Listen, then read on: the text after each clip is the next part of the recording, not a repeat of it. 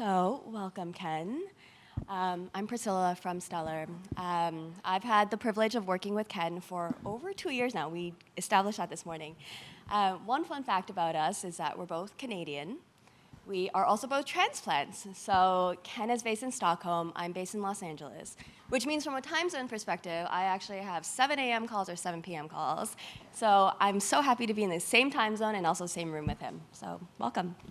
Yeah, thank you. And thanks for the 7 a.m. calls. Yeah, I know.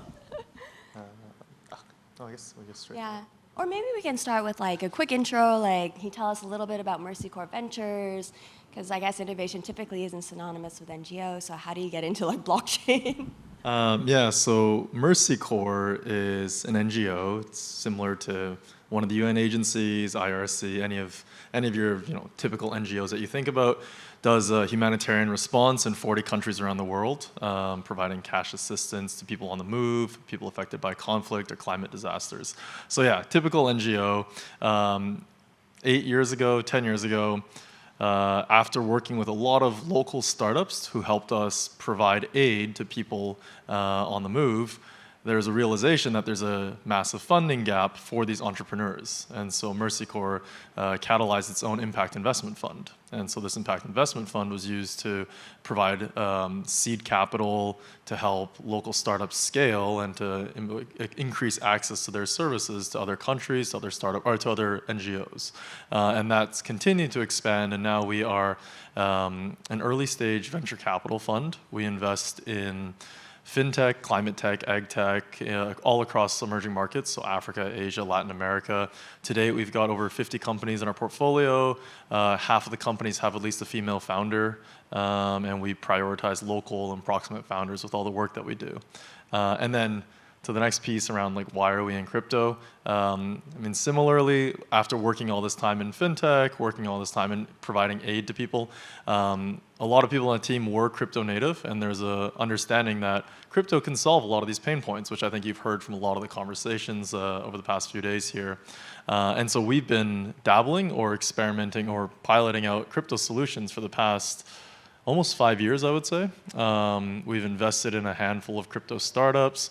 We've run 16 crypto pilots now, which we'll get into on the next slide.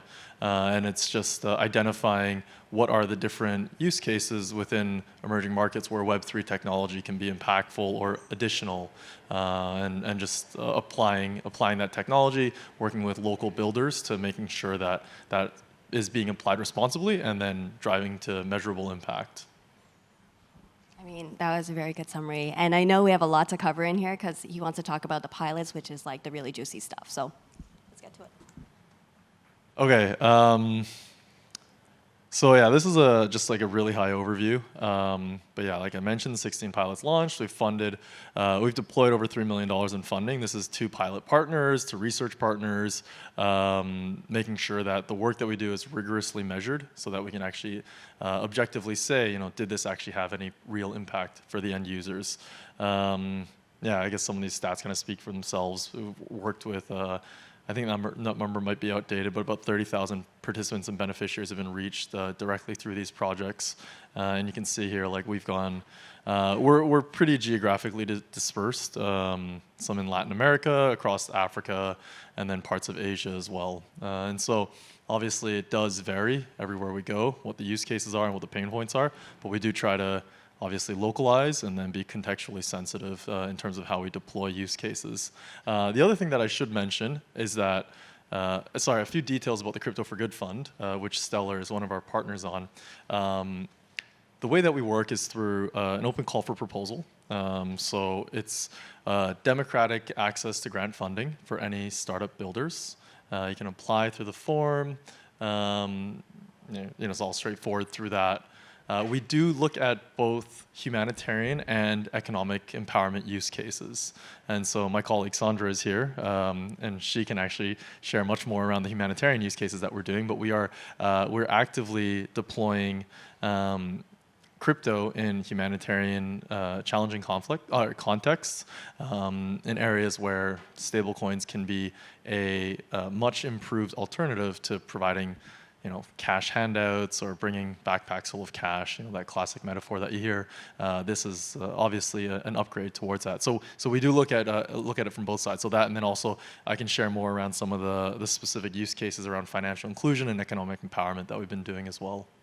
I guess just one question. So like you've run several crypto for good funds now, and it seems like each of them have their own themes. Maybe just, I think it'd be interesting if you could like talk a little bit about how you see the distribution of the pilots, and then what your upcoming ones would be like as well. Yeah. So I guess with crypto, there's always the cycles, and we're not immune to those cycles either. So we are about to launch the 4th one. It's going to go live in mid-November, so about 3 weeks from now. This upcoming one, I think based off of all the work that we've done and all the research and projects that we've seen, and just for reference, like so the previous 3, each one we've seen maybe 200 plus applications. So like talking about like a pool of 600-700 like proposals that have come in across like 50 different countries. I think what we've coalesced around is like, clearly stablecoins have very strong product market fit. So that's an area we're going to be very strong on for the next round. And then in terms of how stablecoins can be applied for financial and climate resilience. And so I think that's an area where we're quite excited about. This most recent Crypto for Good Fund, Crypto for Good Fund 3, a few of the priority areas that we had were around tokenization, so real world assets. We did some DPIN work as well, and I'll share an example there for someone that's building on Stellar, which is coming out of this most recent round. Ramps and cross-border trade. I think Ruth from BitMama, if you were here like an hour ago, she gave a really good summary about some of the challenges that are faced there, as did Joseph from DFS Lab. So there's even that use case is clearly very, it's a major pain point, and I think there's a lot of really good building that's happening to address some of those needs. So yeah, we've kind of been all around the space, but seeing a lot of things that are starting to get more sticky. I think the industry is maturing to a point where you get there. I think that's also feels like kind of how Stellar's moving as well, I think, based off our chats. So yeah, this is a process. Don't need to spend too much time on this, but this is just to give you a sense of like the overall end-to-end of how we launch pilots, how we manage them, the impact measurement that's required there. So that's again just to make sure that there's an objective data source. And so the initial premise behind the Crypto for Good Fund was around how do we close the hype gap. This was 2020 when we were kicking this off, and this is good times, right? And there's a lot of hype around. Crypto's going to do this, crypto's going to do that for people in wherever you want to say. But obviously a lot of that was just nonsense, and most of it was not data backed. And so what we really wanted to do was run very rigorous experiments or pilots around how this technology can actually close the financial exclusion gap or increase climate resilience among people who are otherwise unserved. So yeah, here's like a laundry list of some of the pilots that we've done. So here's the first 11, and then I'll just quickly show you. I think these slides are somewhere, so if you're interested. And some of the partners that we worked with over the years. Are there any ones that like really stand out of this list? Yeah, I think maybe that's what I can go into here. So yeah, one use case that I did want to share. This is a real-world asset tokenization one that we did. We launched in 2022 actually, so quite some time ago. So the context is that in Cameroon, if you are a low-income user, like let's say like you run your own little trading shop, and you have some savings, you don't have any options in terms of where you can put that money and generate high yield. So only 9% of people in Cameroon have access to a financial savings product. So it's 9%. So it's a pretty big underserved segment there.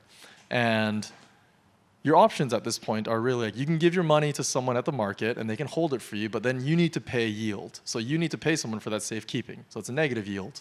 You can put it on your mattress, but that's a country that has 6% annual inflation, so you're losing money there.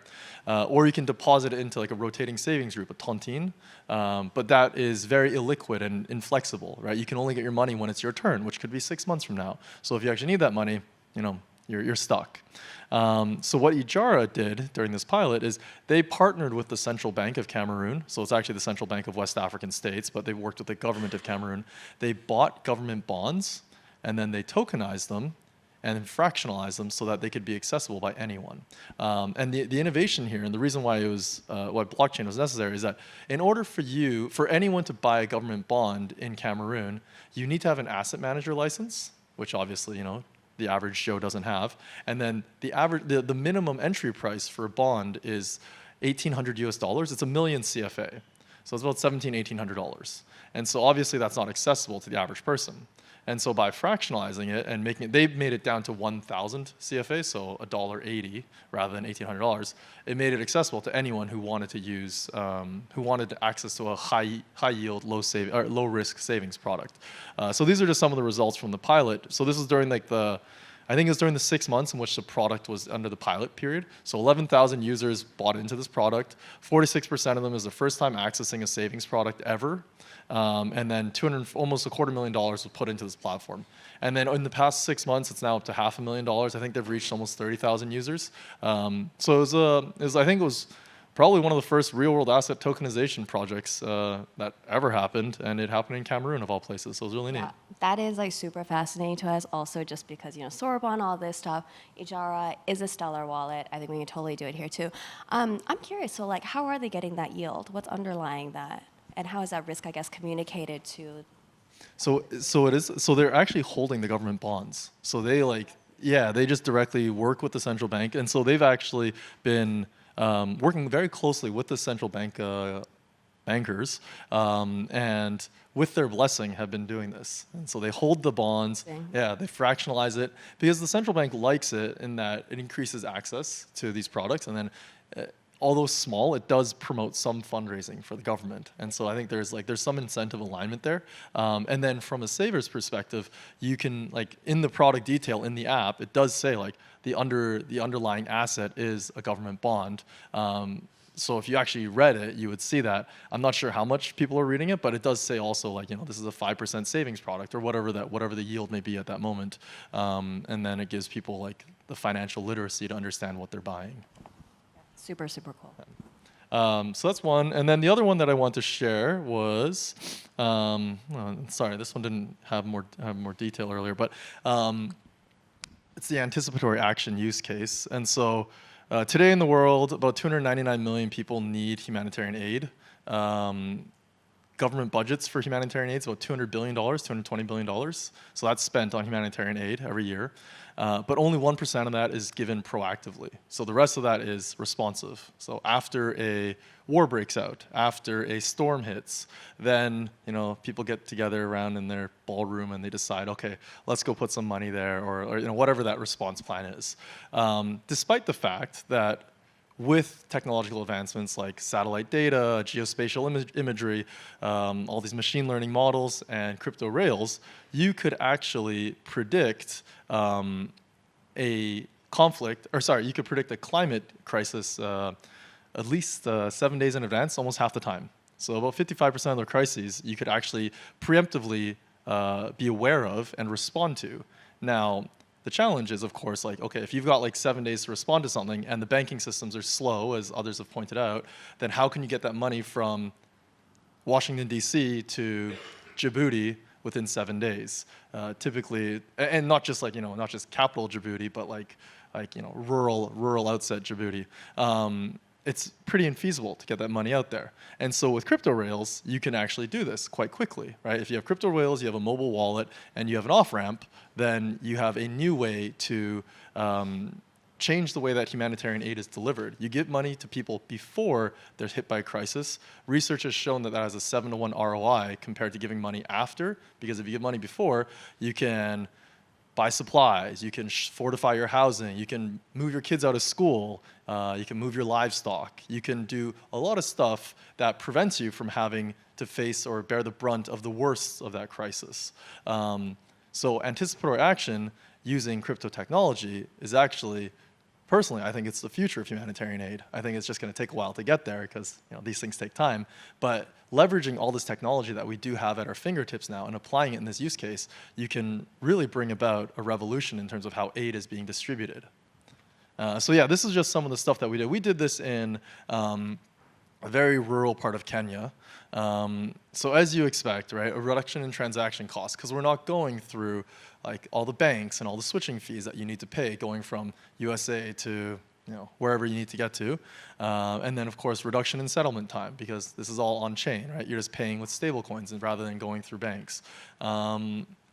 And so this was, I mean, it's pretty intuitive that you would get these results, but the fact that it was being done on-chain, I think, is one of the first times it's ever been done, if not the first time. And it led to us being able to say, okay, like, we need to invest more in this use case. We need to bring others along and say, how can we leverage crypto rails to change the face of humanitarian aid? So that's going to tee us up for, your later accelerator. But I think just to add on that point, working with you, your team here, like we've seen this in action. We're talking about pilots in Nepal now too, that work for this use case. And I think what's interesting about it is like these solutions have to be hyper local.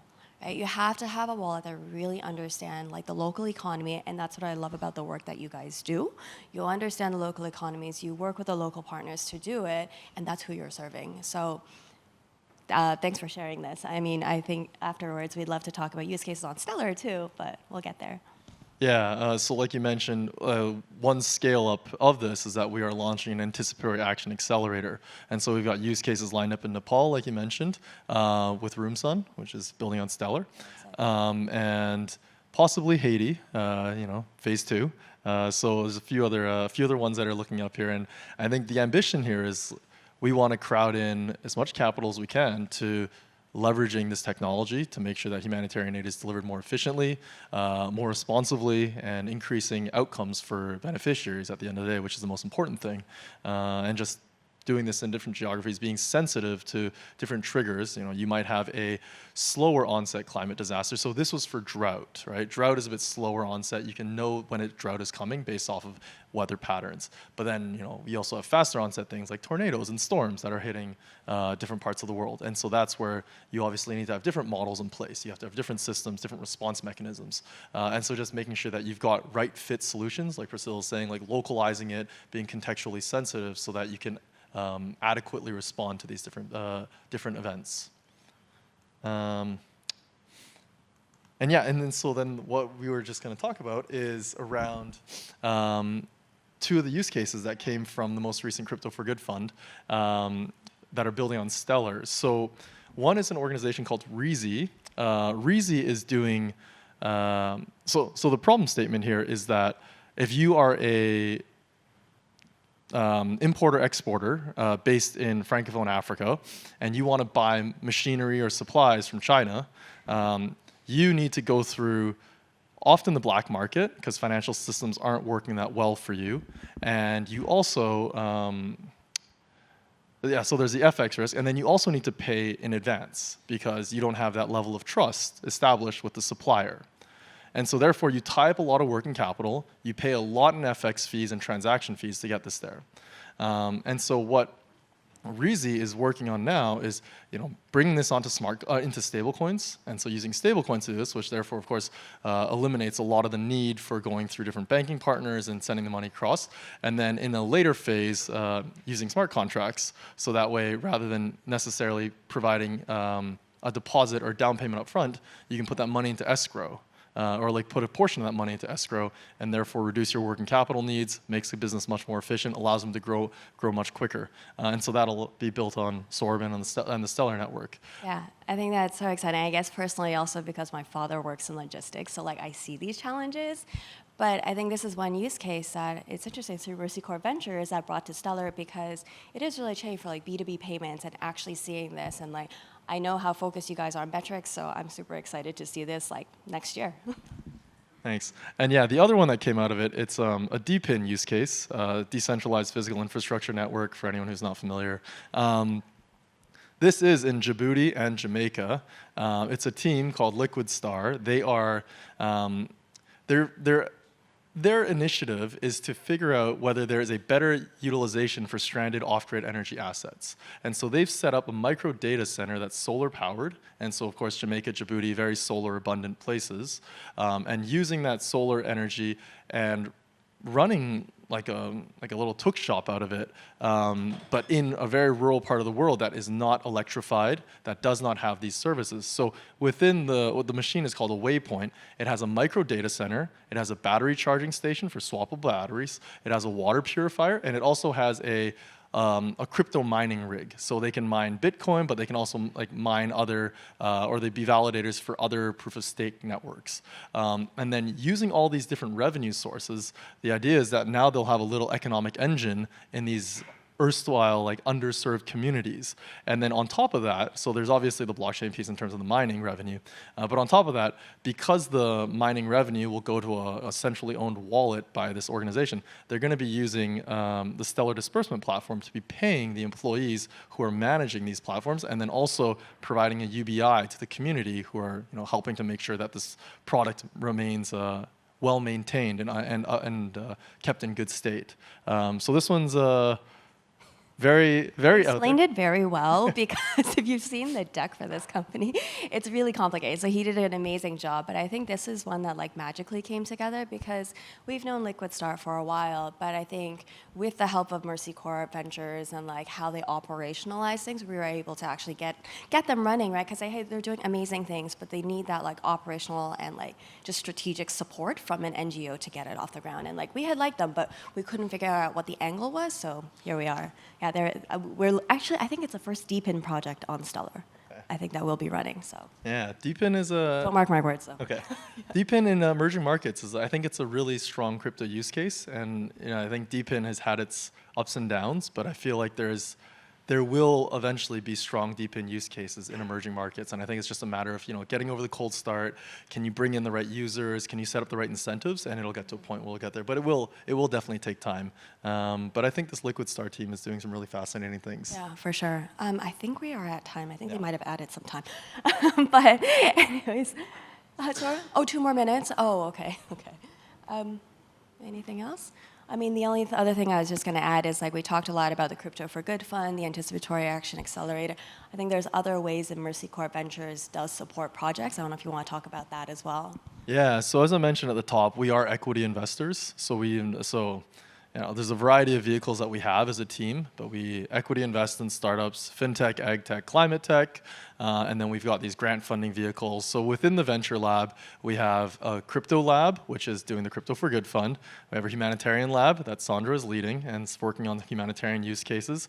And then we also have a climate lab, which is focused on like ag tech and different climate tech solutions that will hopefully scale and benefit millions of people around the world.